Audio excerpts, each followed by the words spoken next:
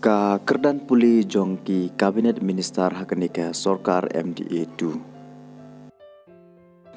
Uba Shaklir Warjri Uday UMLA jongka Mauthar Raishan Konstituensi Nekaseng HSPDP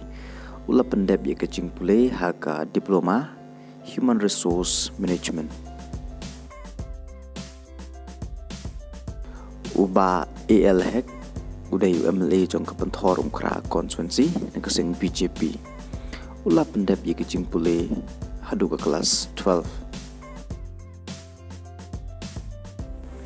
Uba Presiden Tensong udayu Deputy Chief Minister Hakanika Sorkar MDA2 udayu MLA jong ke penursla konstituensi keseng NPP kejing puli kaba uba Presiden ula pendep hadu ke graduate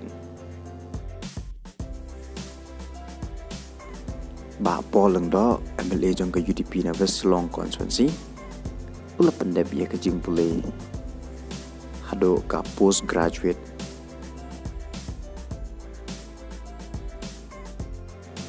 Uma kermen celah uday MLA jong ke clear konstituensi nekaseng UDP ula pendep ya kejing puli hadu ke kelas 10 Ikong amprin lingdo MLA jong ke East Long konstituensi nekaseng NPP ila pendep ya ke jing puli hadu ke kerdan doktorat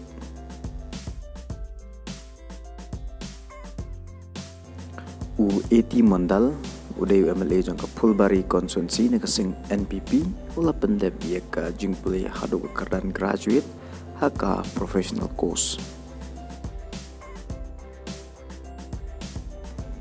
Urakam isangma uday MLA jong ke NPP na Ronggara Siju konstituensi ula pendep ya ke jing puli hadu ke kerdan postgraduate Markus N. Marak uday MLA jong ke William Nagar konstituensi nekaseng NPP ula pendep ya ke jing puli hadu ke kelas 12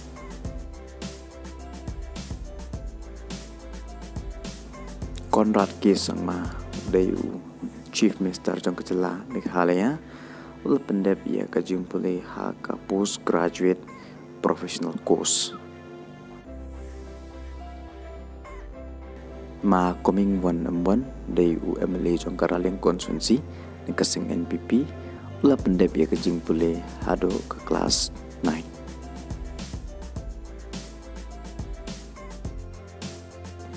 Umas nyab halang dhar uday UMLA jong ke Narting konstituensi nekaseng NPP ula pendep ya ke jing puli hadu ke kelas 12 ini kidai ki Minister Hako Sorkar MDA2 berkekerdan puli ke jongki